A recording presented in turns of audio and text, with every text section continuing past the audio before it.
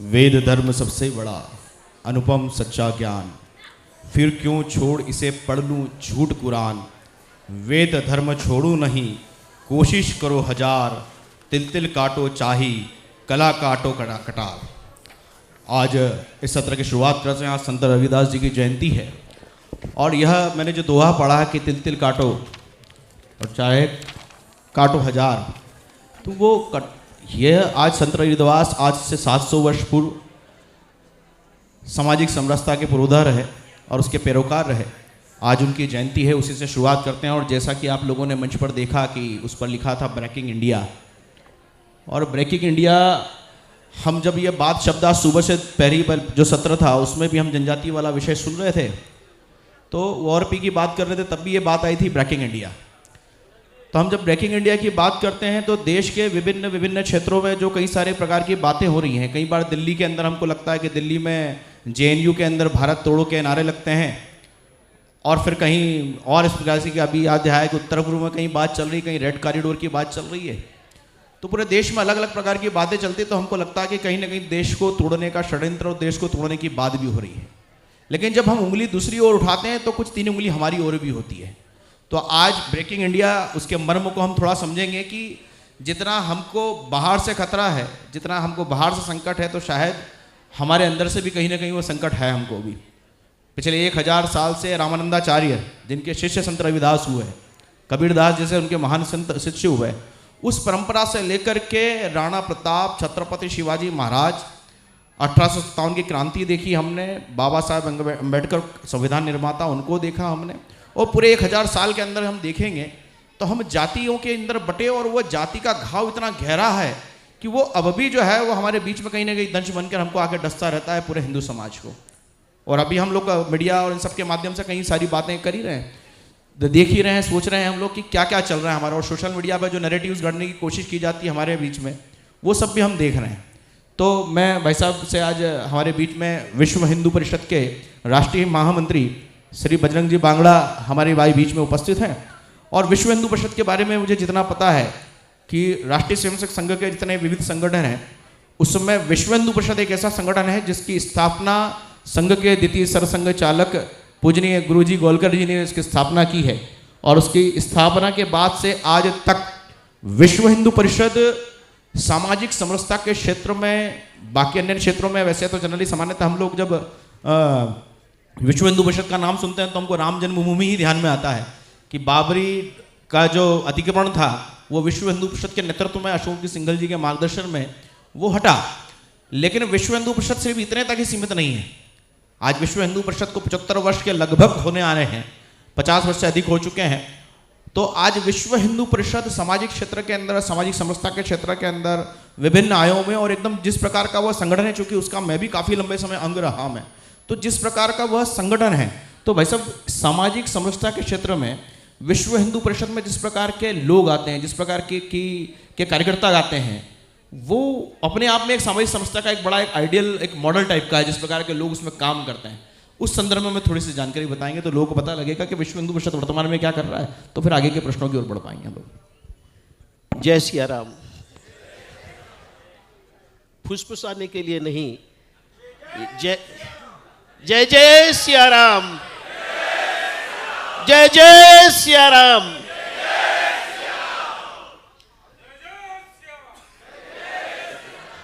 थोड़ा बहुत आलस सब जो आ रहा था धीरे धीरे थोड़ा कम हुआ। आपने जो प्रश्न किया है विश्व हिंदू परिषद के बारे में, सामाजिक समरसता के क्षेत्र में काम का, जैसे आपने कहा कि संघ के द्वितीय सरसंघ चालक परम पूजनीय गुरुजी ने इसकी स्थापना की थी 1964 में, और 64 में स्थापना के बाद जो सबसे महत्वपूर्ण काम, पहला काम विश्व हिंदू परिषद ने किया था वो समरसता के क्षेत्र में था। 3 वर्ष बाद ही उडुपी में एक सारे धर्माचार्यों का एक 3 दिन का सम्मेलन बुलाया गया।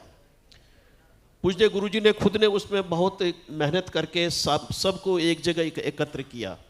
कहते हैं कि इतिहास में 3 शंकराचार्य कभी एक साथ नहीं बैठे थे, 4 तो फिर भी नहीं बैठे, लेकिन उसमें तीनों शंकराचार्य आए और समस्त जो अपने हिंदू समाज की विधाएं हैं सगुण निर्गुण, जैन सिख बौद्ध, रामानंदाचार्य, रामानुजाचार्य, माधवाचार्य, बल्लभाचार्य, दक्षिण के शाक्त, शैव, लिंगायत, सब लोग, सब धर्माचार्यों को पूज्य गुरु जी ने एक ही प्रश्न दिया कि जिस प्रकार की जाति व्यवस्था अभी हिंदू समाज में व्याप्त है, प्रैक्टिस में है, क्या वह शास्त्र सम्मत है, क्या वह वेद सम्मत है? सिर्फ एक ही प्रश्न था, क्योंकि सबके सब लोग ज्ञानी थे।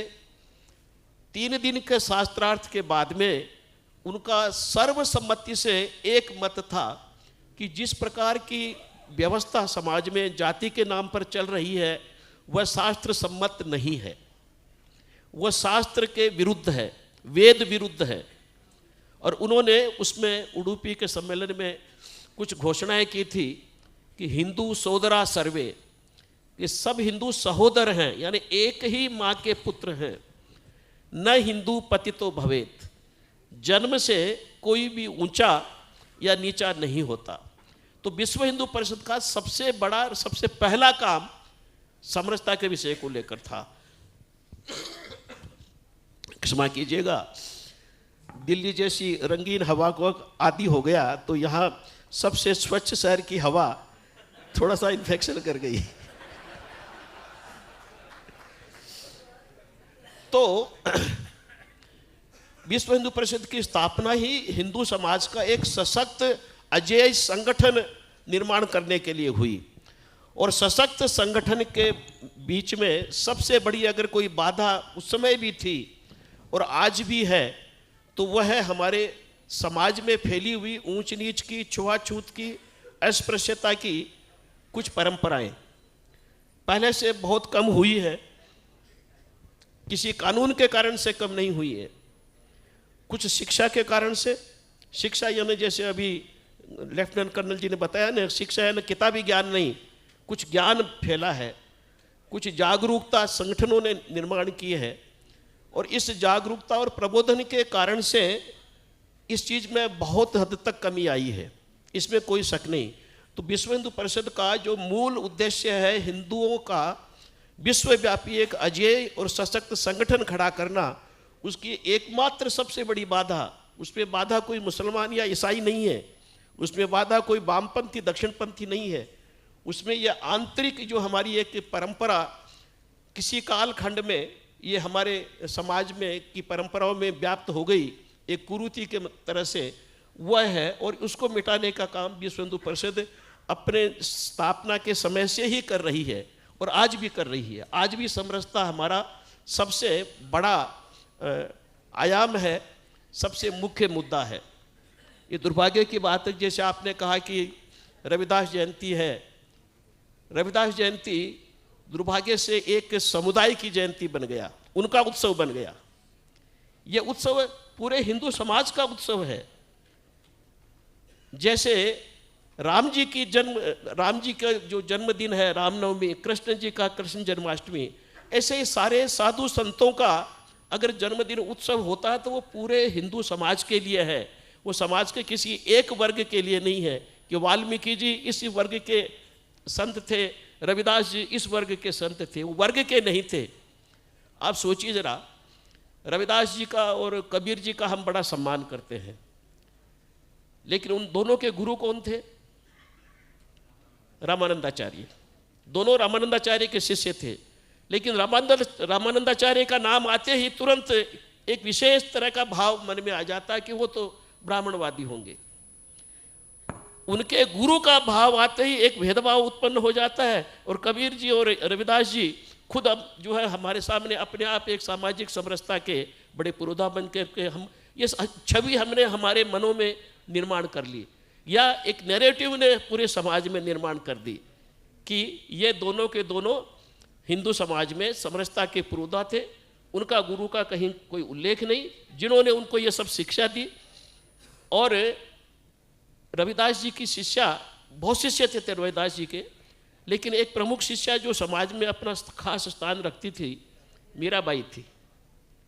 मीराबाई कृष्ण भक्ति थी, निर्गुण नहीं थी। और मेवाड़ से चलकर वो काशी गई थी। रविदास जी से दीक्षा लेनी, दीक्षा ली, रविदास जी ने दीक्षा दी, लेकिन उसका भी उल्लेख जब रविदास जी की जयंती पढ़ते हैं या मीराबाई की जयंती वो जीवनी पढ़ते हैं तभी तक आता है, लेकिन विचार के धरातल पर हम ये कभी मानते ही नहीं, हमारे मस्तिष्क में आता ही नहीं या आने नहीं दिया जाता कि रविदास जी के, कबीर जी के गुरु रामानंदाचार्य थे, रविदास जी की शिष्या मीराबाई भी थी, और मीराबाई तो किसी समाज का बंधन में नहीं थी। अगर बंधन माने तो मीराबाई तो क्षत्रिय कुल में बड़े उच्च घराने की थी, बेटी भी ठाकुर की और रानी मेवाड़ के राणा की। तो समरसता का ये जो विषय है, इसमें हमारी परंपराओं से अधिक अभी समाज में फैले रहे अनेक प्रकार के विमर्शों का बहुत बड़ा योगदान है। गलत विमर्श हमारे बीच में फैलाए जाते हैं, और हिंदू समाज को, जैसा आपने कहा कि ब्रेक इंडिया स्वीकार नहीं है, हिंदू समाज को तोड़ने के लिए, भारतवर्ष को कमजोर करने के लिए जो शक्तियां लगी हुई हैं, और वो शक्तियां आप और हम सब जानते हैं, वैश्विक ये वो शक्तियां हैं, उसमें अनेक प्रकार के समूह एक साथ इकट्ठे होकर के आ गए जो भारत को कमजोर देखना चाहते हैं। और भारत को कमजोर करने का एकमात्र तरीका है हिंदू समाज को विभक्त कर दिया जाए, क्योंकि जब तक हिंदू एक है भारत कभी भी कमजोर नहीं हो सकता, क्योंकि हिंदू भारत को ही अपना देश मानता है और है भी, और भारत और हिंदू अलग अलग हो ही नहीं सकते। तो अगर भारत को कमजोर करना है, भारत को तोड़ना है, तो हिंदू को तोड़ो, यानी हिंदू समाज की व्यवस्था को ऐसा तोड़ो। और इसलिए इसके ये जो प्रयास हो रहे हैं, उन प्रयासों का ये कारण है, विमर्शों का ये कारण है कि हमारे मन में छोटी छोटी बातों को लेकर के इतनी शंकाओं का निर्माण हो जाता है, इतनी सेंसिटिविटी, इतनी संवेदना, कि 4 दिन पहले यूजीसी की एक गाइडलाइन आई, 3 दिन नहीं लगे और पूरे देश में एक वर्ग में उबाल आ गया। आया नहीं, लाया गया, उबाल लाया गया। अभी तो एक केस दर्ज नहीं हुआ, अभी तक तो उसके रूल्स नोटिफाई नहीं हुए, कुछ भी नहीं हुआ, लेकिन चूंकि सब कुछ सुनियोजित ढंग से होता है, विमर्श जो होते हैं वो सिर्फ मस्तिष्क में नहीं फैलाए जाते, कानूनों में, नियमों में, सब जगह उनका हस्तक्षेप होता है। तो एक ये भारत को कमजोर करने के लिए समाज को, हिंदू समाज को जातियों में बांटे रखना, और उसको बार बार इस जो फॉल्ट लाइन है, ये बिल्कुल हमारी फॉल्ट लाइन है, इसीलिए विश्व हिंदू परिषद ने इस पर सबसे बड़ा काम किया। लेकिन उस फॉल्ट लाइन को बार बार एक्सप्लॉइट करने के उद्देश्य से इस विषय को हम समाज के सामने रखा जाता है, और यह विश्व हिंदू परिषद को, हिंदू समाज को भी स्वीकार्य नहीं है। यही कारण है कि इतनी कोशिशों के बावजूद भी हिंदू समाज विचलित नहीं होता। आज भी जब जरूरत पड़ती है सब एक होते हैं। कोई कहे कि विश्व हिंदू परिषद तो सवर्णों का संगठन है। आप कभी आइए हमारे संगठन की सभा में, हमारे कार्यकर्ताओं में आधे से अधिक उस समाज, उस वर्ग से हैं जिनको आप सवर्ण नहीं मानते। बजरंग दल में तो 90% है, दुर्गा वाहिनी में भी 40% है। कैसे विश्व हिंदू परिषद सवर्णों का संगठन है? ये पूरे हिंदू समाज का, समग्र समाज का संगठन है, परंतु विमर्श स्थापित किए जाते हैं। विमर्श को हम हिंदी में आजकल एक बात वितंडावाद कहते हैं, सामान्य भाषा में नैरेटिव बोलते हैं इसे, नैरेटिव जिसको बोलते हैं। नैरेटिव का अर्थ यह होता है कि ऐसा झूठ उसको ऐसे तरीके से परोसा जाए, बार बार उसको दोहराया जाए कि वो सच लगने लगे, उसी को नैरेटिव कहते हैं। तो ऐसे ही झूठी झूठी बातें, ऐसे झूठे झूठे तर्क, वितर्क, कुतर्क देकर भारत को कमजोर करने की दृष्टि से हिंदू समाज को इस जातियों में बांटे रखना चाहते हैं। आज हम ट्रेन में जाते हैं, कौन हमको सब्जी कैटरिंग सर्विस कर रहा है, कौन चाय कॉफ़ी सर्व कर रहा है, कौन पानी सर्व कर रहा है, कोई जाति पूछता है, कोई खान पान पूछता है? विश्व हिंदू परिषद में तो हमें जो है सरनेम का अर्थ भी नहीं पूछते कि ये, मुझसे आज तक किसी ने नहीं पूछा कि बागड़ा जो है वो कौन सी जाति के होते हैं, किसी ने नहीं पूछा आज तक। मैं 15 वर्षों से विश्व हिंदू परिषद में हूँ, आज तक किसी ने नहीं पूछा कि बागड़ा होते क्या, कि कोई नहीं जानता होता क्या है। तो हम पूछते ही नहीं। मैंने तो चूंकि बचपन से लगाया हुआ था इसलिए चल रहा है। आधे से अधिक कार्यकर्ता तो सरनेम लगाते भी नहीं, बोलते भी नहीं, उनकी पहचान उनका नाम है।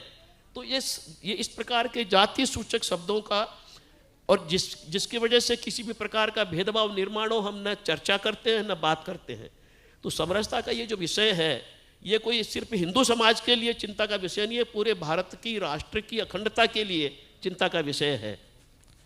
वैसे भी ये एक बहुत विश्व हिंदू परिषद, राष्ट्रीय स्वयंसेवक संघ पूरे देश में बड़ा समरसता का उत्तर पूर्व और चुनौतीपूर्ण क्षेत्रों में भी काम करता आ रहा है, और उसके कहीं ना कहीं वृतांत आते रहते हैं, सामने भी आते रहते हैं। और जैसा आपने कहा कि कहीं कुछ नहीं है, और बीच में ऐसा एकदम ऐसा लगने लगा था कि अब समाज में किसी प्रकार का कोई भेद और सारी चीज़ नहीं है, लेकिन कहीं सोशल मीडिया के प्रभाव से कह दें, ये कुछ न कुछ चीज़ें उभर के कुछ न कुछ आती रहती, जैसे यूजीसी पे आपने कहा अभी। और हमने हिंदू समाज की एकता का, इस लोकतंत्र के अंदर हमने हिंदू समाज की एकता का सबसे बड़ा प्रकटीकरण देखा तो सन 2014 के चुनाव में देखा हमने कि हिंदू समाज पिछले 75 वर्ष के अंदर, जिसको लेकर के लंदन के द गार्जियन अखबार ने भी लिखा कि भारत तो अब आज़ाद हुआ है, इस बारे में ऐसा भी लिखा है भारत कि भारत को आज़ादी तो अब मिली, असली आज़ादी तो। लेकिन अभी कई बार हम देखते हैं कि इतना हम करने के बाद, इतनी लोकतांत्रिक में और सारी शुचिता आने के बाद, हिंदू समाज में इतनी अच्छी शुचिता आ गई, राजनीतिक शुचिता आ गई हमारे अंदर, इसके आने के बाद भी हमको लगता है कि अभी हम जाति मुक्त समाज की अभी हम कल्पना नहीं कर पा रहे हैं। अभी ये हो रहा है कि राजनीतिक दलों के हम लोग समीकरण देखते हैं तो ऐसा लगता है कि जाति के आधार पर ही सारे लोग बन रहे हैं, उसके आधार पर ही टिकटों का वितरण हो रहा है, बाकी चीज़ें हो रहा है। तो इसके आधार पर हम कैसे मान सकते हैं कि मनोवैज्ञानिक समरसता जिसको कहते हैं, हम लोग यहाँ बैठे हैं, सब लोग बैठे हैं, सब एक जाति वाले, लेकिन जैसे ही राजनीतिक मंच पे जाते हैं, बाकी चीज़ों पे जाते हैं, तो कहीं ना कहीं ऐसा होता है कि राजनीतिक उसमें भी जातियाँ देख के आधार पर तय किया जा रहा है सब कुछ। तो ये जो मनोवैज्ञानिक समरसता है, हम आपस में बैठ रहे हैं, बहुत अच्छा लगता है, लेकिन मैंने जो बात कही मन में जो समरसता है, वो कैसे आएगी अगर इसी प्रकार की स्थिति बनी रही तो? समरसता लाने के इतिहास को अगर हम देखें और उसके परिणामों को हम देखें तो बहुत दूर जाने की आवश्यकता नहीं। मध्ययुगीन काल में अनेक संतों ने, भक्त कवियों ने समाज में समरसता का निर्माण किया, और उसके बाद के कालखंड में महर्षि दयानंद जी ने आर्य समाज के माध्यम से पूरे हिंदुओं को एक करने का काम किया, जिसमें जाति व्यवस्था का कोई स्थान नहीं था। और हम सब जानते हैं कि उत्तर भारत में और पश्चिम भारत का मतलब आज का आधा पाकिस्तान भी उसमें शामिल था। उत्तर और पश्चिम में आर्य समाज का इतना प्रभाव हो गया था और जाति व्यवस्थाएं बहुत कमज़ोर हो गई थी। 1910 से और 1950 के बीच का जो कालखंड था, उत्तर और पश्चिम यानी भारत की आधी आबादी बिल्कुल जातीयता से मुक्त हो चुकी थी। सोच में भी बदलाव आ गया था। परंतु जब से नया संविधान लगा, आपकी जो बात है ना कि टिकटें जाति के आधार पर ही मिलती है, जब से नया संविधान लगा, वन मैन वन वोट, और प्रजातंत्र में जो चुनाव होता है निर्वाचन का, इससे कोई अच्छा अभी तक कोई तरीका अभी तक उपलब्ध भी नहीं है। हमको वही स्वीकार भी करना पड़ा कि अडल्ट फ्रेंचाइज में हर आदमी का एक वोट, आदमी इंक्लूड्स, आदमी संज्ञा है तो आदमी इंक्लूड्स औरत भी, दोनों बातें, हर नागरिक का एक वोट। और उस नागरिक के एक वोट के ये जो नई प्रणाली विकसित हुई, उसमें राजनीतिक स्वार्थों ने, क्योंकि राजनीति का तो अर्थ ही अब इतना, जो कभी राजनीति सेवा के लिए करते थे, अब तो राजनीति का जो एक शब्द बिल्कुल बदल गया कि अब तो घर में भी कोई इधर उधर थोड़ी कोई बात कर दे तो ये तो राजनीति हो गई। घर में भी राजनीति, फ्रेंडशिप में भी राजनीति, ऑफिस में भी राजनीति। राजनीति यानी जो बिखराव करे। और हमारे नए प्रजातंत्र के इस शासनकाल में जो कुछ हमने अर्जित किया था सामाजिक समरसता के नाम पर, हिंदुओं की एकता के नाम पर, प्रजातंत्र के वोटिंग पैटर्न ने, स्वार्थी राजनीतिज्ञों ने, जिनको लगता था कि भी जिनका पार्टी का आधार तो कोई है नहीं, उस समय अगर कोई किसी सिद्धांत के आधार पर कुछ पार्टियां थी, कांग्रेस पुरानी चली आ रही थी, जनसंघ कश्मीर के इश्यू को लेकर बना, और उसके बाद में कुछ समाजवाद से प्रेरित प्रजा सोशलिस्ट पार्टी, संयुक्त सोशलिस्ट पार्टियां, स्वतंत्र पार्टी कैपिटलिज्म को लेकर बनी, कुछ सिद्धांतों का आधार था। परंतु जिनका कोई सिद्धांत नहीं, सिर्फ जिसको लगता है कि मेरी जाति का संख्या बल इतना अधिक है, कोई मेरा सिद्धांत हो नहीं हो क्या फर्क पड़ता है, मेरी जाति के तो इतने लोग इस इलाके में हैं, मैं तो चुन लिया जाऊंगा। उन्होंने जातिगत राजनीति शुरू की और जो आज तक समाप्त नहीं हुई है। उत्तर भारत में तो बड़ी संख्या में जाट वोट होते हैं। जाटों की तो किसान हैं और सभी राज्यों में किसानों में ज़मीनें सबसे ज़्यादा उनके पास है, सबसे बड़े ज़मींदार हैं, किसी प्रकार से दलित नहीं है। परंतु जाटों को एक संवेदना थी, तो उन्होंने क्या किया कि जाट अपना वोट और अपनी बेटी जाट को ही देगा। अब बेटी के साथ में वोट को जोड़ दिया।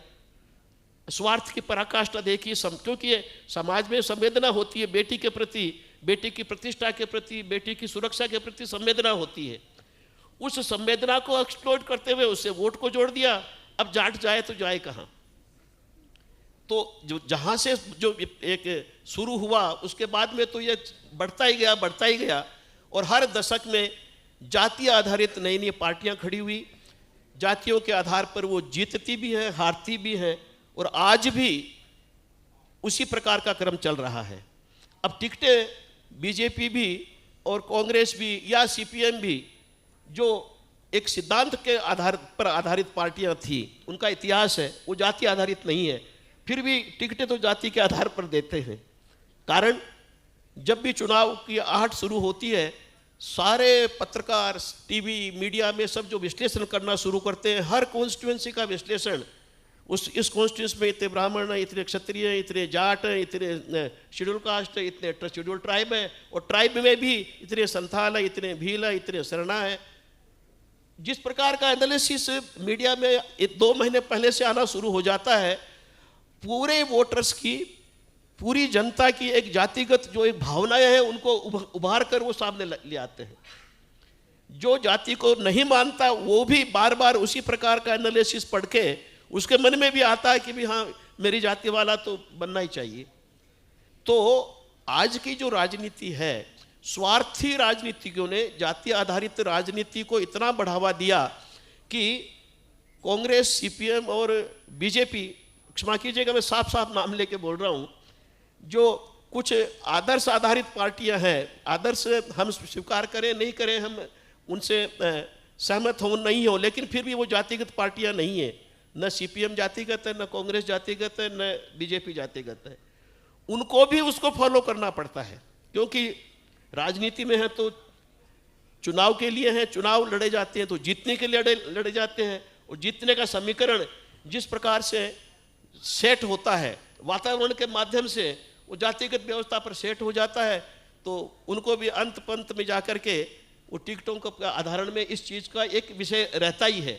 मैं ये नहीं कहता कि 100% सारे इसी पर होते हैं, लेकिन ये भी एक बड़ा फैक्टर होता है जो हमारे लिए बहुत ही दुखदायी है। न ये प्रजातंत्र है, न ये लोकतंत्र है, ये शुद्ध जाति तंत्र है। लोकतंत्र प्रजातंत्र का इसे दूर दूर का नाता नहीं। जब जातीय आधारित ही टिकटें होंगी, जातीय आधारित ही वोटिंग होगी, जातीय आधारित ही जीत हार होगी, तो फिर लोकतंत्र कहाँ है, प्रजातंत्र कहाँ है? क्योंकि जिसके बोलते फ्री विल से वोट करना, तो फ्री विल तो रही नहीं, पहले ही एकमात्र भी जाति वाले को देना है, तो फ्री विल तो खत्म हो गई।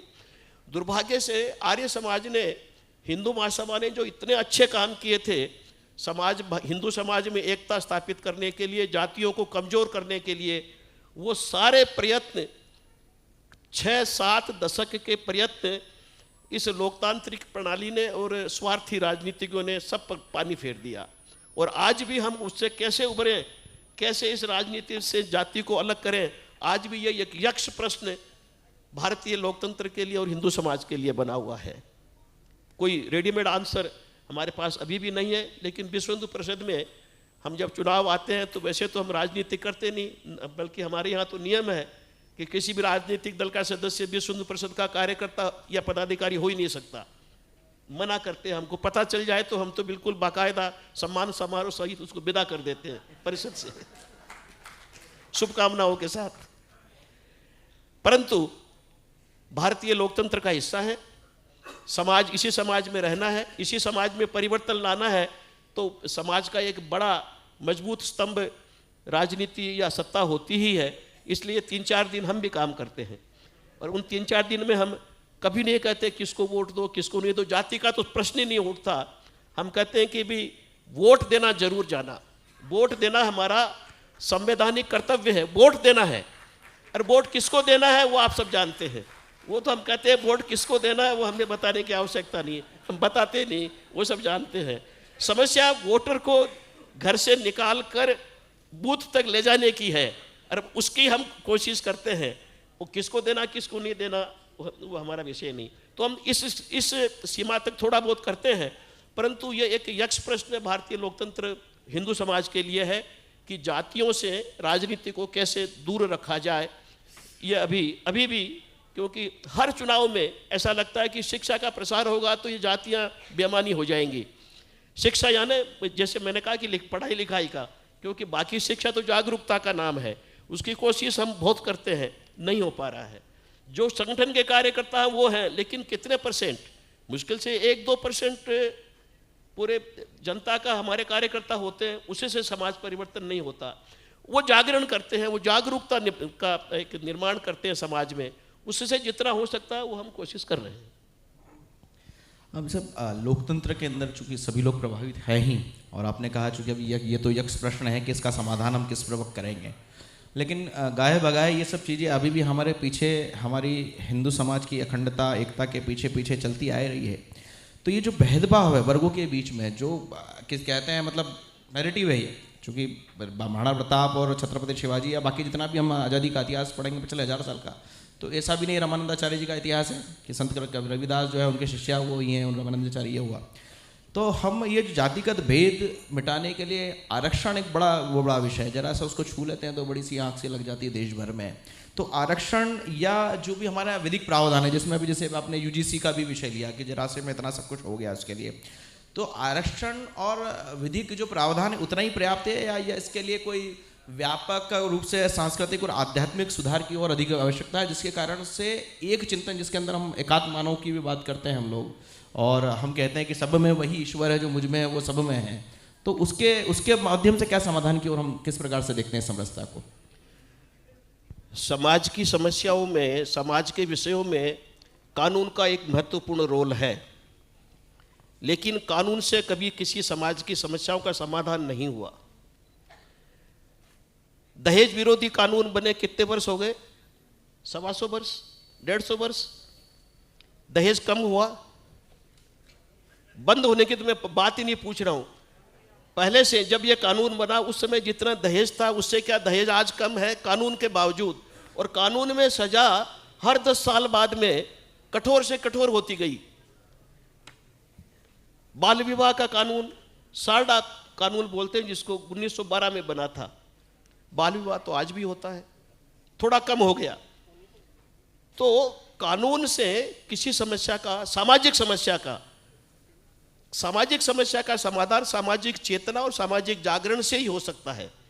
कानून उसमें एक सीमा तक हस्तक्षेप कर सकता है, उसको पूरी तरह से समस्या का समाधान कानून में नहीं होता।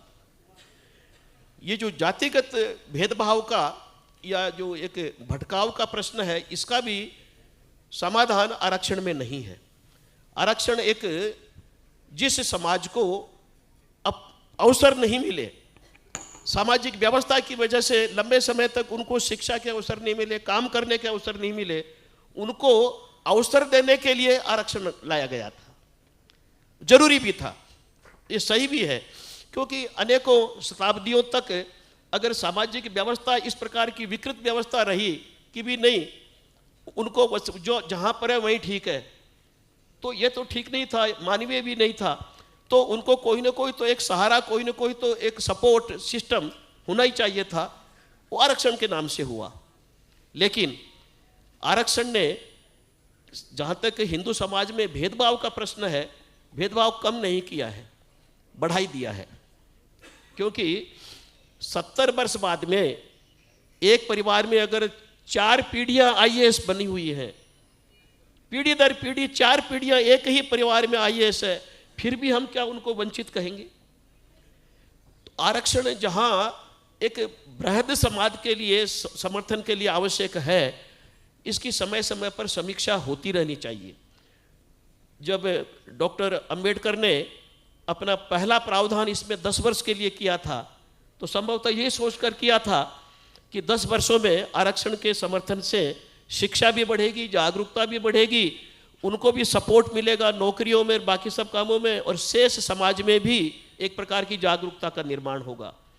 10 वर्ष में हुआ नहीं, हर 10 वर्ष बाद में वो 10 वर्ष आगे बढ़ जाता है, उसी रूप में बढ़ जाता है। लेकिन आरक्षण से समाज में एक रूपता या समानता या समरसता का निर्माण तो नहीं हुआ। इसमें कोई संदेह नहीं कि आरक्षण के सपोर्ट से अनेक जातियों में शैक्षणिक, आर्थिक और व्यावसायिक विकास हुआ है, वो एक सुखद बात है और बाकी समाज को उसका लाभ और मिलना चाहिए। परंतु इसकी समीक्षा तो किसी न किसी स्तर पर होनी ही चाहिए, 50 वर्ष में हो, 70 वर्ष में हो, 100 वर्ष में हो, कि जिस उद्देश्य के लिए आरक्षण लाया गया था क्या उस उद्देश्य को प्राप्त करने में सफल रहा है, नहीं तो आरक्षण का कोई दूसरा स्वरूप भी हो सकता है क्या। सपोर्ट हमको करना है, समाज की जिम्मेदारी है, दायित्व है, क्योंकि इसी समाज ने उनको बहुत लंबे समय तक वंचित रखा, तो समाज का दायित्व ही है। परंतु कितने समय तक और किस स्वरूप में, जैसे मैंने कहा कि एक परिवार में 4 पीढ़ी आईएएस बन गए, फिर भी वो कौन से अवसरों से उनको वंचना है। वो अपने ही समाज के दूसरे जो जरूरतमंद है उनका हक छीन लेते हैं। इसमें कोई सवर्ण या अनुसूचित जाति का सवाल नहीं है। अगर इस प्रकार की समीक्षा होती है तो कि जो अनुसूचित जाति के जो वास्तव में वंचित वर्ग है उनको भी इसका फायदा मिले, नहीं तो जो जिसको एक बार फायदा मिल चुका वही परिवार, वही वर्ग, वही गांव 70 वर्ष, 80 वर्ष, 100 वर्ष तक वही फायदा लिए जा रहा है और जिसको ज़रूरत है वो अभी भी वंचित है, क्योंकि सीटें तो लिमिटेड है, वो सीटें तो इन लोगों ने उसमें दबा ली। तो एक उदाहरण है ये। तो आरक्षण की समीक्षा होनी चाहिए और आरक्षण की आवश्यकता है, क्योंकि समरसता अगर लानी है तो समाज के हर वर्ग को समान अधिकार की एक स्थिति हमको लानी ही पड़ेगी। कम से कम शिक्षा में, अवसरों में समानता हो, ये हमारे लिए एक सामाजिक दायित्व है, लोकतांत्रिक दायित्व है। किस स्वरूप में आए इसकी समीक्षा समय समय पर होना आवश्यक है। परंतु जिस स्वरूप में लाया गया उस स्वरूप से एक बड़े सवर्ण वर्ग में एक रिएक्शन भी हो रहा है। उस समय समय पर सोशल मीडिया के माध्यम से आप भी अनुभव करते हैं कि जब अभी वो 26% वाले डॉक्टर से ऑपरेशन कौन कौन कराएगा, बात आती है ना कई बार कि 90% वाले को तो मेडिकल में जगह नहीं मिली और 26% वाले को मिल गई, वो तो डॉक्टर साहब भी बन गए और वो पीजी करके वो एमडी एमएस भी बन गए। तो कहते हैं कि जिन मंत्रियों ने लगाया उन मंत्रियों को बोलो कि आप उन्हीं से ऑपरेशन कराओ। कई बार इस प्रकार की आती है। देखिए, प्रश्न यह है कि एक समाज में कुछ परंपराएं रही जो गलत थी, इसलिए उन गलत परंपराओं से जो हानि उस समाज की हुई, उस हानि की एक क्षतिपूर्ति के माध्यम से कहिए, उनको अवसर देने के माध्यम से कहिए, थोड़ा आगे लाना है। परंतु सवर्ण बच्चों का जिस प्रकार के वो उनकी योग्यता है 90% पर आकर के भी उनको कुछ नहीं मिलता, तो एक स्वाभाविक क्षोभ होना, रोष होना स्वाभाविक है। 10, 20, 30 वर्ष, 40 वर्ष तक तो ठीक था, कितने वर्षों तक? तो आरक्षण की जो वर्तमान व्यवस्था है वो समाज में एक दूसरी तरह का रिएक्शन, प्रतिक्रिया के माध्यम से एक और नया भेद भी खड़ा कर रही है। ये बात भी हमको समीक्षा के समय ध्यान में रखने की आवश्यकता होगी।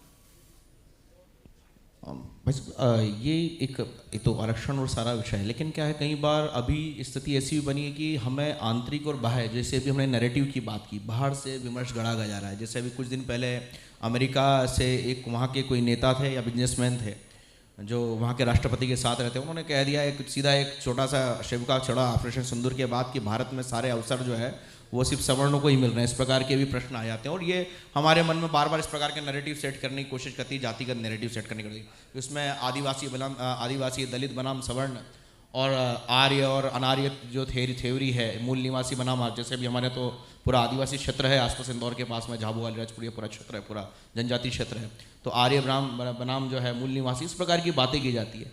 तो ये पूरा जो नैरेटिव जितना है, इस नैरेटिव को गढ़ने से पहले ऐसा लगता है कि कई बार ऐतिहासिक हमारा जो सिस्टम है उसको, सांस्कृतिक धरोहर को या सांस्कृतिक इतिहास को हमारे साथ एकात्म रूप से जोड़ने से क्या ये समरसता और स्थापित और ज़्यादा मजबूत हो सकती है क्या, या ये नैरेटिव को हम लोग तोड़ सकते हैं क्या? देखिए, हमारे समाज में ही जो फॉल्ट लाइन है उसको एक्सप्लॉइट करने का लाभ वो हर आदमी लेना चाहता है, हर ताकत लेना चाहती है, हर देश लेना चाहता है जो भारत को कमज़ोर देखना चाहता है।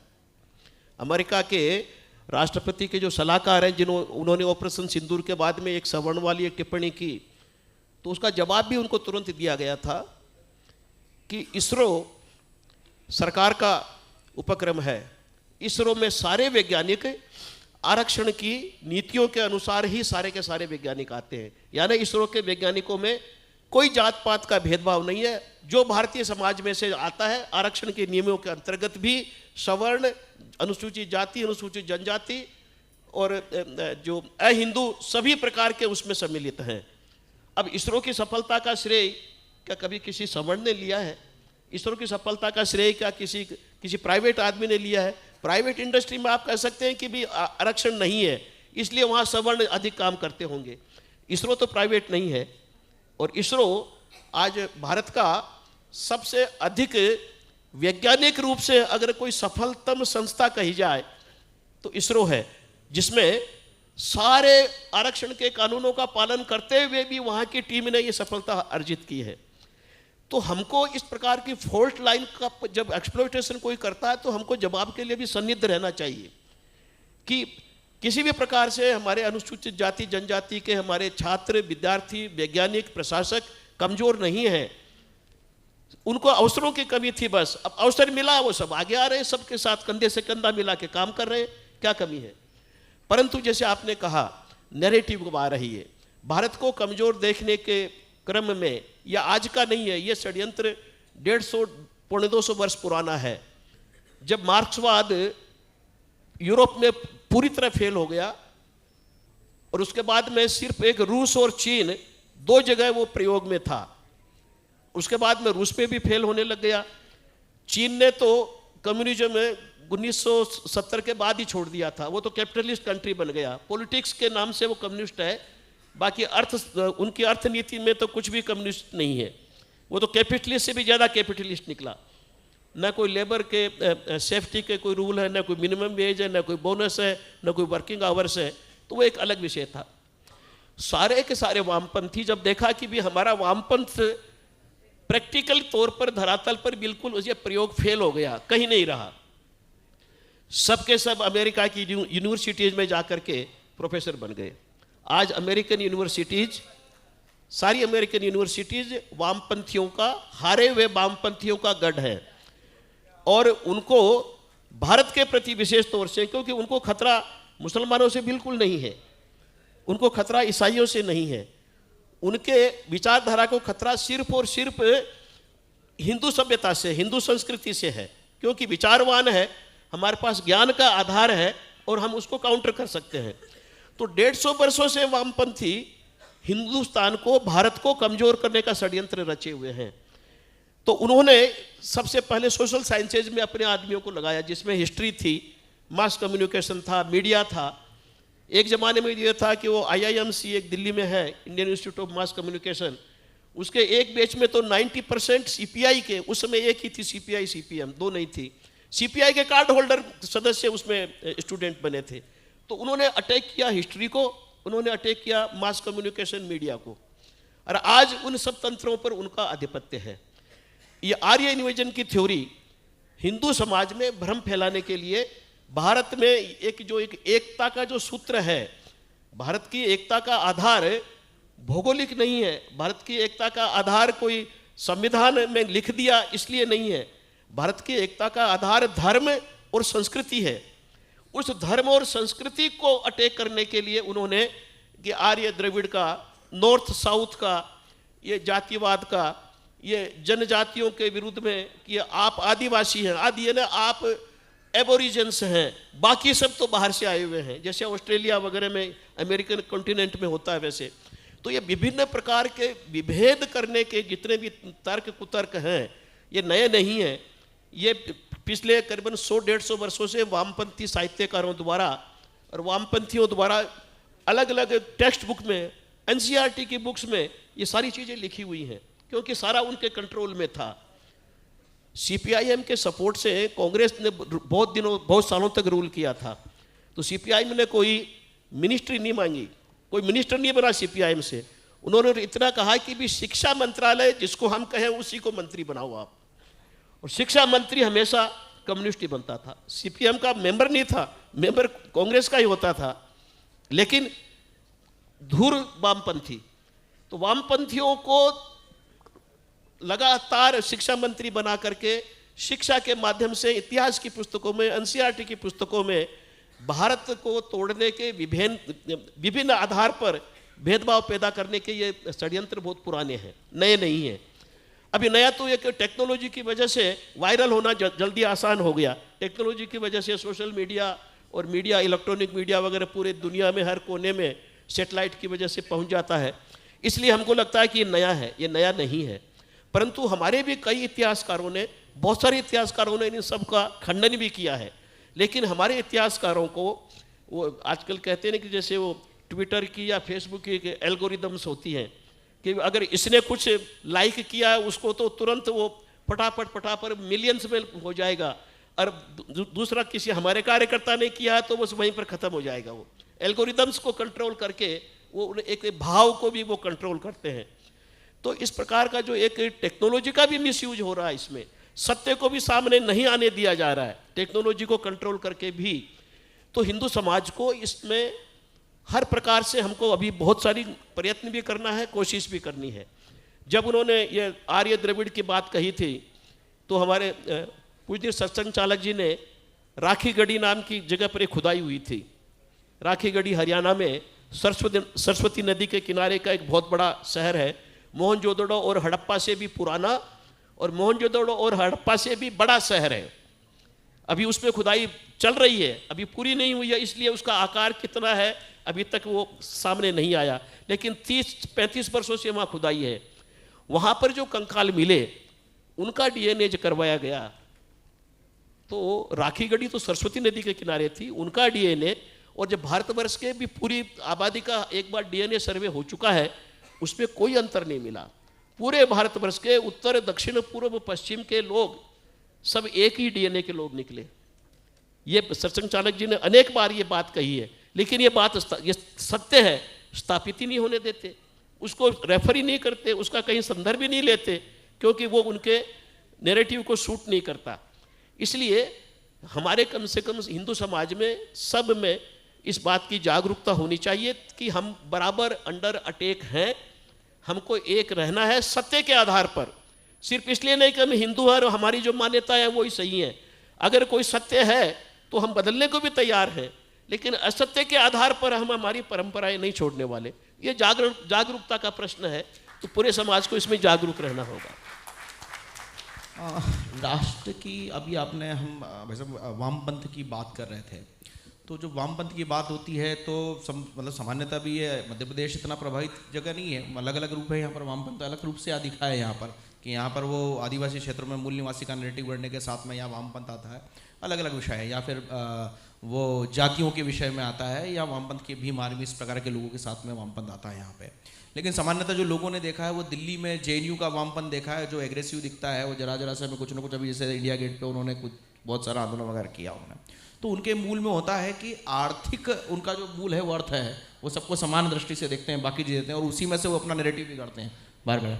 तो अभी हम जिस राष्ट्रीय एकता की बात कर रहे हैं वैसे, उस राष्ट्रीय एकता में जो हिंदू समाज के बीच में जो आर्थिक चुनौतियाँ हैं, अगर व्यक्ति के पास, समाज के अंतिम व्यक्ति के पास में अगर अर्थ का प्रबंधन पर्याप्त नहीं है अगर, तो वो अपने आप को अलग थलग महसूस करता है, और उस दबाव के कारण से भी कई बार कुछ चीज़ें पैदा होती है। तो ये आर्थिक चिंतन के विषय में क्या हमारा कहना है, क्योंकि आर्थिक चिंतन के कारण से, जैसे हमारे यहाँ सामने भी धर्मांतरण एक बहुत बड़ी चुनौती है हमारे लिए। तो धर्मांतरण में अक्सर एक, मतलब सामान्यतः बोलचाल की भाषा में कहा जाता है कि साहब उसको लोभ और प्रलोभन के आधार पर वो धर्मांतरण हो गया, वो कि उसको धर्मांतरण इसके कारण से हो रहा है। लेकिन उस अर्थ के चिंतन पे हम भी इस प्रकार का कि हम शायद व्यक्ति का पेट इतना भरा हो कि उसको किसी प्रकार का लोभ और लालच उसको प्रभावित ना कर पाए। अगर व्यक्ति का, जैसे हमारा भूखे पेट भजन ना होई, तो अगर व्यक्ति का पेट ही भरा है तो सब कुछ ठीक रहेगा। तो ये हमारे लिए कितना चुनौतीपूर्ण है वैसे राष्ट्र की एकता के लिए। हम सब जानते हैं कि आज के भारत में कोई भूखा नहीं सोता। 80% जनता को फूड सिक्योरिटी के माध्यम से 2 रुपये किलो, 1 रुपये किलो गेहूं चावल मिलता है, 35 किलो। कैसे आदमी भूखा सो सकता है? ऊपर से 100 दिन का पुरानी योजना में और नई राम जी की योजना में 125 दिन का अगर रोजगार भी मिल जाता है काम करने नहीं करने के लिए, तो किसी प्रकार की, जहाँ तक गरीबी का सवाल है, आज के दिन में भारत में वो स्थिति नहीं है कि किसी का पेट खाली है। कुछ वेलफेयर स्कीम्स हैं, हालांकि उसके अपने एक नेगेटिव इम्पैक्ट्स हैं। वेलफेयर स्कीम इतनी ज़्यादा हो गई है कि काम करने की ज़रूरत ही नहीं, काम करने की ज़रूरत नहीं तो काम करने की इच्छा ही खत्म हो गई। उसकी वजह से फैक्ट्रियों में लेबर नहीं मिलती। कितनी स्मॉल स्केल फैक्ट्रियाँ इंडस्ट्रियल एरिया में आप जाके देखें, लेबर नहीं है इसलिए बंद हो जाती हैं, वो एक अलग विषय है। परंतु इन वेलफेयर स्कीम्स की वजह से किसी भी प्रकार से कोई गरीब तो नहीं है। तो जब पेट भूखा नहीं है तो यह तो वैसे आर्थिक प्रश्न तो वैसे ही बेमानी हो जाता है। परंतु आदमी के लालच की कोई सीमा नहीं है, पेट भरने मात्र से नहीं होता। मेरा धर्मांतरण सिर्फ चावल या रोटी या कपड़े के लिए नहीं हो रहा है। मेरे पास ये सब चीज़ें हैं, लेकिन मुझे अगर एक मोटरसाइकिल मिल जाए तो मैं तो कर लूँगा, कि वो मोटरसाइकिल नहीं है। न भूखा हूँ, न कोई कपड़े की ज़रूरत है, सब कुछ है, लेकिन मोटरसाइकिल नहीं है। मोटरसाइकिल मिल जाएगी तो कर लूँगा।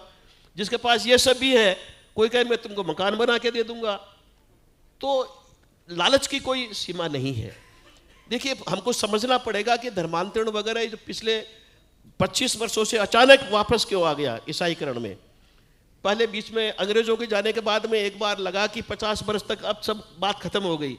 जो कुछ उन्होंने किया, अंग्रेजों के, ईसाइयों के राज में 200 वर्ष जितना जनजातियों का कर सके कर लिया, अब वो समस्या खत्म हुई। 25 वर्षों से पुनः वो समस्या वापस आने लगी है। हम सब जानते हैं कि एक डीप स्टेट नाम का एक लूज प्लेटफॉर्म है जो पूरे विश्व में अशांति फैलाए हुए है। इलेक्टेड गवर्नमेंट्स को जेन-जेड के आंदोलन के नाम पर डिस्टेबलाइज करना, अपनी मर्जी के गवर्नमेंट्स लगा देना अनइलेक्टेड, और भारतवर्ष पर उनकी जो डीप स्टेट की नज़र है, भारत को डिस्टेबलाइज करने के लिए अकेले वामपंथी पर्याप्त नहीं है।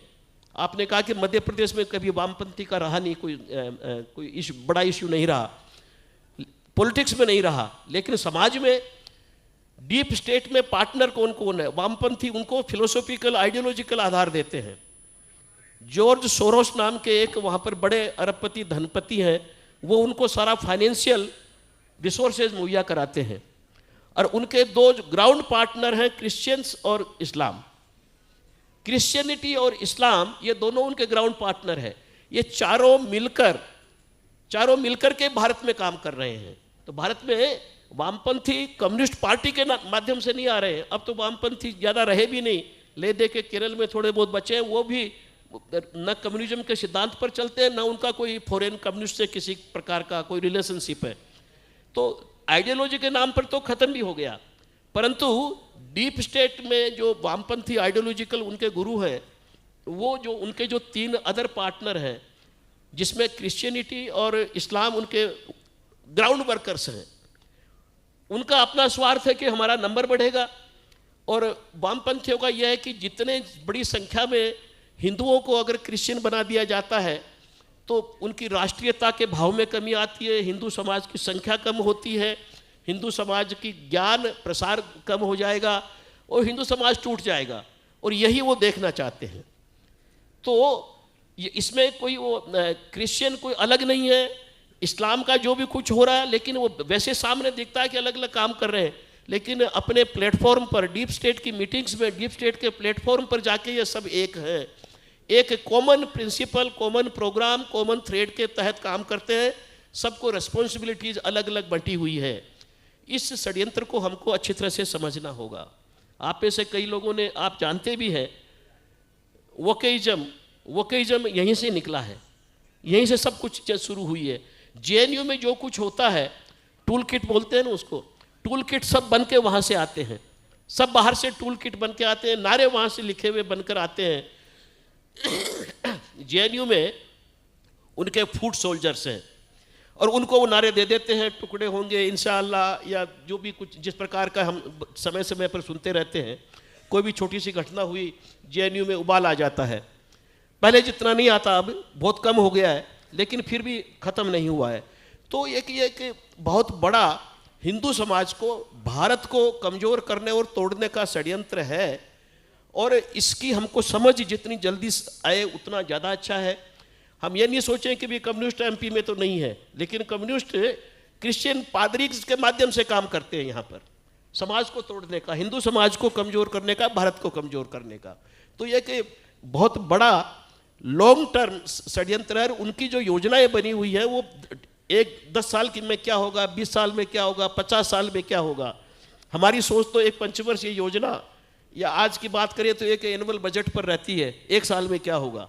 हम तो 1 साल के आगे की सोचते ही नहीं। 10 साल तो लगता है बहुत बड़ी लंबा प्लान हो गया। पहले 5 ईयर प्लान चलते थे, 5 साल से ज़्यादा की सोच नहीं थी। अब थोड़ा बहुत बढ़ा है, लेकिन फिर भी जितनी बड़ी सोच जैसे प्लान उनके हैं उतना वहाँ तक अभी भी हम नहीं पहुँचे हैं। तो इस जो खतरे हमारे सामने हैं, इंटरनल हमारे खतरा जो है समरसता की कमी का वो है ही, लेकिन एक्सटर्नल उसको, उस फॉल्ट लाइन को एक्सप्लॉइट करते हैं, और वो एक लॉन्ग टर्म खतरा है।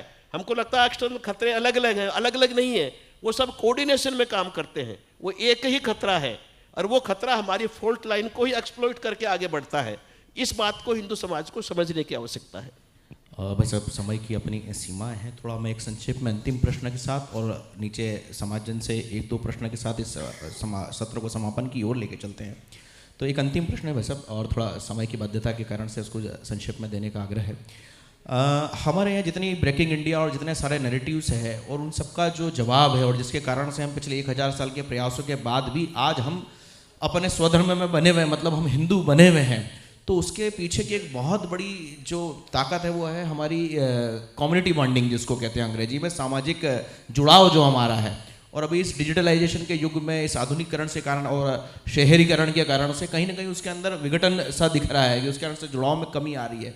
तो हम ऐसा क्या करें जिसके कारण से वो जुड़ाव पुनः स्थापित हो, जिसके कारण से जो ब्रेकिंग इंडिया टाइप के और इस प्रकार के जो नैरेटिव्स, जो शब्द गढ़े जाते हैं, उसका उत्तर नीचे समाज में से उसके जुड़ाव के कारण से आ जाए हमारे पास में। समयाभाव के कारण से मैं बिना कोई जस्टिफिकेशन दिए सीधा उत्तर पर ही आता हूँ। जैसा कुछ हो रहा है उसमें हम अगर बचे रहे तो हमारे धर्म के कारण, संस्कृति के कारण और हमारी कुटुंब व्यवस्था के कारण से हम बचे रहे।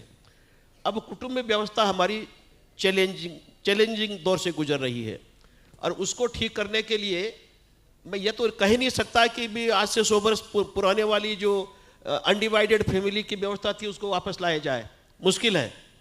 परंतु फिर भी आज की कुटुंब व्यवस्था जैसी चल रही है वो बिल्कुल एक विनाश का कारण बन सकती है। इसलिए सीधा सीधा समाधान का जो हमारा है, अगर उस पर समय मिला तो हम अनेक बार और किसी मंच पर डिस्कस कर सकते हैं। कुटुंब व्यवस्था को हमको ठीक से दुरुस्त एक व्यवस्थित रूप करना ही पड़ेगा।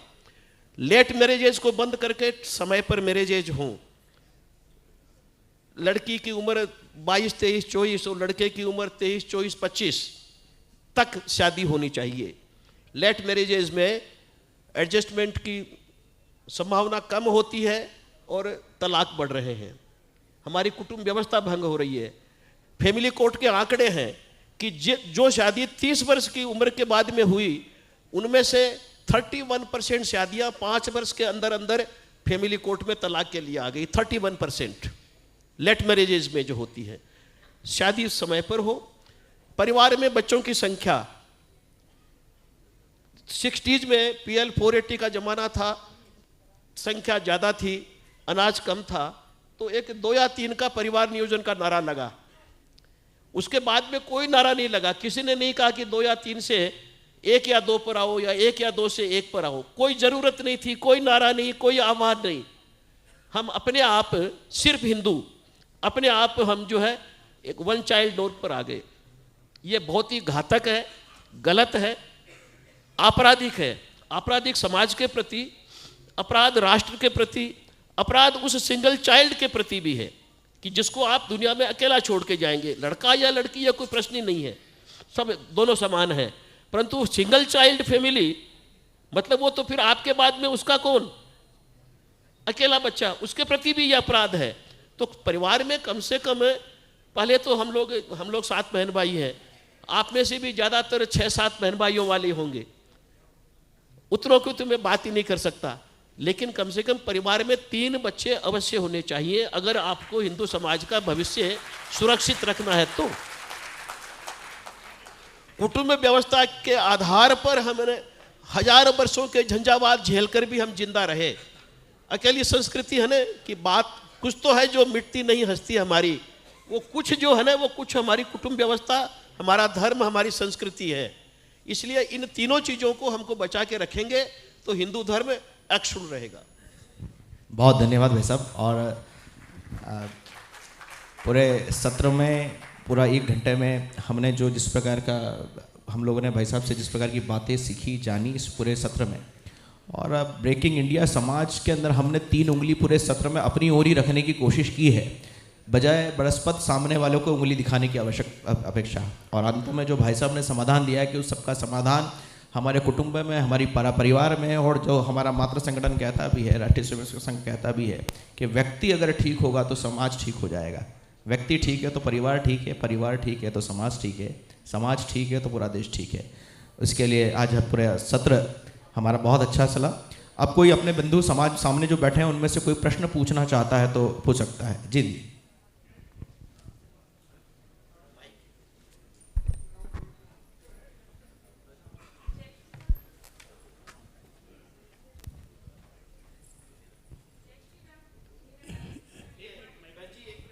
हिंदू समाज हिंदुस्तान के अलावा बहुत सारे देशों में फैला हुआ था। धीरे धीरे सब जगह से हिंदू समाज कन्वर्ट होता गया और आज हम सबसे ज़्यादा श्रिंक होने वाली कम्युनिटी कोई है तो वो हिंदू है। आपने कहा कि रोटी खाने को मिल रही है उसको अगर बाइसिकल मिलेगी तो वो बदल जाएगा। क्या दूसरे कम्युनिटी वाले भी ऐसा करते हैं? जो कट्टरता आज दूसरे समाजों में है वो कट्टरता अगर हम हिंदुओं में नहीं आएगी तो हमारा मिटना चालू रहेगा, इसमें कोई दो मत नहीं है। जी दीदी। बहन जी 1 मिनट। ये सत्य है कि हिंदू ही कन्वर्ट हो रहा है, न मुसलमान कन्वर्ट हो रहा है, न ईसाई कन्वर्ट हो रहा है, क्योंकि उनको कन्वर्ट करने वाला कोई है ही नहीं। ईसाई मुसलमान के घर जाके कन्वर्ट करने का प्रयास ही नहीं करता। हिंदू जाकर के न ईसाई को कन्वर्ट करता है न मुसलमान को। भारत में हम जरूर घर वापसी की बात करते हैं कि जो हिंदू चले गए उनको वापस लाना है। 50 वर्ष लगे, 100 वर्ष लगे, 1000 वर्षों में गए हैं तो 200 वर्षों में वापस भी ले आएंगे। तो सिर्फ वो हिंदू थे उनको वापस लाना है, लेकिन जो ओरिजिनल ईसाई या ओरिजिनल मुसलमान थे उनको तो हिंदू कन्वर्ट करने की भी नहीं सोचता। तो उनको कन्वर्ट करने वाला कोई है नहीं, इसलिए वो कन्वर्ट नहीं हुए। परंतु जैसे आपने कहा कि भी कट्टरता चाहिए हमें, हिंदू कट्टर हो नहीं सकता। हमारा धर्म, हमारा अध्यात्म इतना उदार है कि कट्टरता और हिंदू ये दोनों बिल्कुल विरोधाभासी चीज़ें हैं। वो कट्टरता हमें आ नहीं सकती। हम कभी भी मंदिर में जाते हैं तो या जैसे हमारे घोषवाक्य होते हैं, हिंदू का भला हो, कोई कभी आपने सुना है हिंदू का भला हो? भला हो तो हम पूरे विश्व का भला हो। कल्याण चाहते हो तो अपने परिवार की बात नहीं करते, पूरे जगत का कल्याण हो। जो उदारवादी जो हमारी दृष्टि है, हमारा एक बेसिस है, फंडामेंटल है, वो हमको कट्टरवादी कभी बनने नहीं देगा। परंतु अपनी रक्षा के लिए, अपनी सुरक्षा के लिए हथियार उठाना ये कट्टरवादी नहीं है। वो हम भूल गए हैं। शास्त्रों को हम किसी तरह आधा अधूरा पकड़ के रखे, शस्त्र धारण हम भूल गए। तो शास्त्र और शस्त्र अपनी आत्मरक्षा के लिए उठाना निहायत जरूरी है। कोई देवी देवता शस्त्र विहीन नहीं है। किसी भी देवी की आप पूजा करते हैं, किसी भी देवता की पूजा करते हैं, सरस्वती जी के हाथ में एक वीणा है, उनको छोड़कर कोई देवी, कोई देवता बिना शस्त्र अस्त्र के नहीं है। हम उनमें क्या देखते हैं फिर? उनसे हम मांगते भी हैं तो क्या मांगते हैं? उनमें जो वीरत्व है, उनमें एक शस्त्र का अर्थ क्या है? अन्याय नहीं सहेंगे, अन्याय का प्रतिकार करेंगे। शस्त्र का अर्थ यही है। तो अन्याय का प्रतिकार करने के लिए हिंदू को भी शस्त्र उठाने चाहिए, कन्वर्ट करने के लिए नहीं, कट्टरता के लिए नहीं। तो वो हमारी अपनी एक कमजोरी है कि हम शस्त्र धारण भूल गए। हमको अहिंसा का पाठ इतना घोल घोल के पिला दिया गया कि जिसकी वजह से हम अब आत्मरक्षा के लिए भी हमारे घर में पता नहीं कितनों के घरों में अभी लाठी मिलेगी, लेकिन आत्मरक्षा के लिए शस्त्र धारण तो करना ही होगा। बहन जी बोल रही थी पहले। जय श्री राम भाई साहब, मेरा नाम पिंकी खंडेलवाल। जैसा कि अभी आपने विषय लिया सामाजिक समरसता और आरक्षण, तो अधिकारियों की मांग और कर्तव्यों की चेतना के बीच जो संतुलन है वही समरस समाज की एक नींव है। तो आरक्षण को सामाजिक न्याय का साधन मानते हुए हम ये कैसे सुनिश्चित करें कि यह व्यवस्था समाज को बांटने के बजाय समरस और सशक्त बनाने का कार्य करती है? क्या आज का भारत ऐसी वैचारिक परिपक्वता के दौर में पहुंच चुका है? 70 वर्षों का हमारा अनुभव है आरक्षण का। 70 वर्ष पर्याप्त होते हैं किसी भी व्यवस्था की समीक्षा करने के लिए। आरक्षण आवश्यक है क्योंकि आप माने नहीं माने, उस वर्ग के साथ में परंपराओं के उस कालखंड में अन्याय तो हुआ, और उस अन्याय का आप ये नहीं कह सकते भी कंपेंसेशन आज की पीढ़ी पर थोड़ी हमने नहीं किया, उस समय की पीढ़ियां करने वाले सहने वाले दोनों ही चले गए, परंतु वर्ग आज भी वही है जिसकी वजह से वो परंपराएं अभी भी आ रही है। हमको परंपराओं को बदलना होगा। परंपराएं बदलेगी, समतामूलक समाज हो जाएगा, छुआछूत का भाव नहीं रहेगा, अस्पृश्यता का भाव नहीं रहेगा, समरस समाज होगा, तो धीरे धीरे आरक्षण की आवश्यकता खत्म हो जाएगी। आरक्षण इतिहास में हुए किसी अन्याय का एक क्षतिपूर्ति नहीं है, ये उनको एक उचित अवसर देने का, एक असमानता को दूर करने के लिए था। टेम्परेरी सपोर्ट भी था ये, लेकिन टेम्परेरी 70 वर्ष हो गए, अब इसकी समीक्षा का अवसर है और इसलिए, लेकिन इसका परमानेंट सॉल्यूशन है आरक्षण, इसका सॉल्यूशन नहीं है। आरक्षण है हम सबको हिंदू समाज में अपने मन में हिंदू के प्रति बंधुत्व भाव रहे। हमारे समाज में अगर कोई ईसाई आके ड्राइंग रूम में बैठता, हमको कुछ भी ऑकवर्ड फील नहीं होता। वो हमारे बर्तनों में चाय भी पिएगा, खाना भी खाएगा, उसके लिए हमें कोई प्रॉब्लम नहीं ईसाई के लिए। लेकिन वही ईसाई अगर 10 साल पहले अगर उस वंचित समाज से था और वो तब वो हमारे ड्राइंग रूम में आता, तो हमारे भाव में थोड़ा बदलाव आ जाता। इसको हमको एड्रेस करना है, ये समाज का काम है, ये कोई राजनीतिक या कानून से नहीं हो सकता। विश्व हिंदू परिषद यही करने की कोशिश कर रही है कि समाज में जागरूकता जागरण हो, जिसकी वजह से हिंदू के प्रति बंधुत्व भाव रखे और ये असमानता का भाव समाप्त हो, तो फिर बाकी सारी कई चीज़ों का इसमें समाधान अपने आप हो जाएगा।